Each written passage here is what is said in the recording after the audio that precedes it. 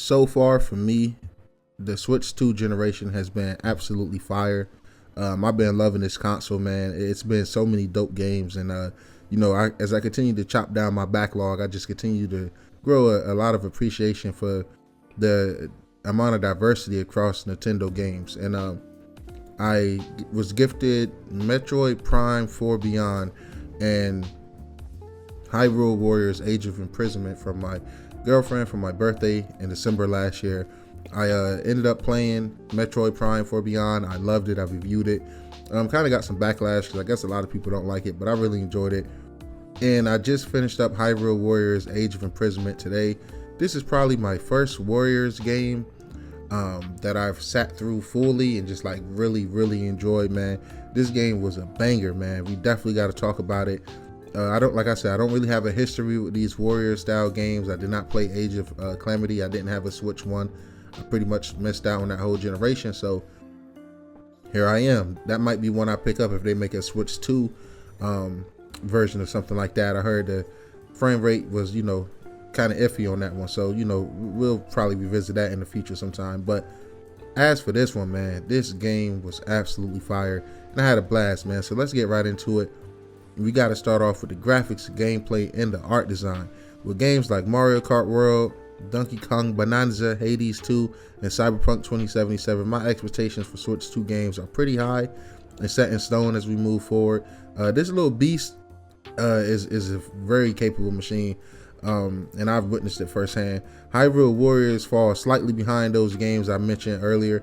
While I personally really do enjoy the art style and the graphics, the resolution was a bit on the low side, and it's pretty clear DLSS was not being used for this upscaling technique. You can kind of tell this was a Switch 1 game that probably became too ambitious and just was moved over to the Switch 2 during the development. Don't quote me on that, that's just my guess. But for me, man, these games are all about performance, and that was very important for me with these type of games. And man, this game shines. I had a buttery smooth 60 FPS. I never noticed any drops, whether I was playing in handheld mode or playing this game docked on my gaming monitor. It was all around a very smooth experience, man. The gameplay here is honestly some of the most fun and addictive gameplay I experienced in recent memory. With me not being experienced with these style games, I was very shocked just to see how deep this combat system was and just how many characters it was to use. No two fighters felt the same. Everybody had their own unique feel to them. The combat was amazing in my opinion. I love how the team can team up and have in-sync attacks. They got a lot of flashy gameplay animations and finishers. You'll probably be seeing some of that in the background. Some of the enemies could get a bit on the repetitive side, especially if you like me, who was not just beelining the main campaign.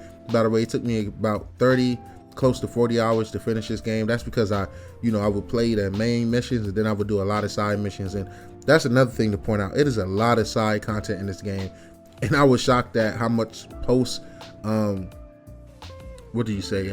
post launch content, right? But once you finish post game content, all right, that's what I'm looking for. Once you roll credits, man, and you load back in, it's a lot of things to do in this game. So my 30 hours could easily end up being 40, 50, 60, 70, or 100, even 100 by the time, I get tired and really put this game down, or if I end up going for the full completion, which I am not against doing because, like I said, this game was very fun. It got some epic boss battles and missions, man. I love how, 1 minute, one mission, it's just your, traditional mission you're going through on feet. And then they got these moments where it turns into like a bullet style shooter. And for me, man, that was so fucking fun, and just it threw a twist in the gameplay loop. 20, 30 hours in, it just was something different. I really appreciate that. And like I mentioned earlier about the graphics, I don't want to just make it seem like the graphics is bad, but like I said, when you compare them to Donkey Kong and Metroid, those are like really high standards for the Switch 2 graphically, but this is not far behind, guys. Like, I know it got the lower resolution, I know it don't look as sharp as something like a Resident Evil Requiem, but dude, I really jammed and just vibe with this art style. I think the art style really carries for any of the shortcomings, man. I didn't notice like any physically weird artifacting or anything like that. It was just a smooth, clean image, and it was very fun, man. The music and sound design was great. I love the sound of just hitting people in this game. The voice acting was fantastic. The cutscenes was really well done as well. And like I said, I really enjoyed the music. the sound design, both of those things together was great. They really nailed it there. Now, you guys know I don't really spoil anything about the story, the intention, the detail, but I did enjoy this story, man. I enjoyed the characters, like I mentioned earlier. I'm gonna keep doubling down. There's some really dope, cool characters in here that I really vibe with. Zelda was well done herself. And overall, I just really had a good time with the story, man. It wasn't nothing game changing or game breaking. I'm new to the Zelda franchise, so I got to get back to Breath of the Wild and hopefully eventually make my way over to Tears of the Kingdom and play some of the older Zeldas and NSO. But I really enjoyed it, man. It really got me intrigued in the universe, and I want to play more of this franchise and see where it goes. So to me, this was a great introductory, and I had a blast, man. Now, as far as replayability, you know, once you finish the game, you definitely get a new difficulty setting, and you get hard, very hard, easy, and normal, if I'm not mistaken. And I played on hard, and it was definitely challenging, man. It was definitely challenging at times, but once I learned the loop and learned what I could and couldn't do, it actually became a pretty simple, easy gameplay loop. But those last few boss fights, without spoiling anything, man, was really well done. And I was on the edge of my seat because I didn't die too much in this game, but man, I came close. I came pretty darn close, man. You know, as I came up to the end of this game, man. So I think the replayability is dope, but more importantly, like I mentioned earlier, you know, where it might not have a lot of replayability, if you personally don't want to go through the story again, the amount of post-game content there is really deep, man. It's a lot of you know, things to do at the end of this game. So I really look forward to that. I'm definitely gonna be switching this cartridge in and out here and there, especially on trips. I can see myself, you know, on road trips or something like this with the family.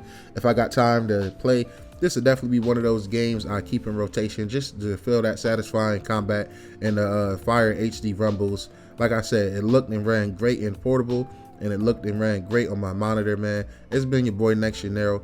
Hit that like button, subscribe. I'll catch you guys in the next one. Peace.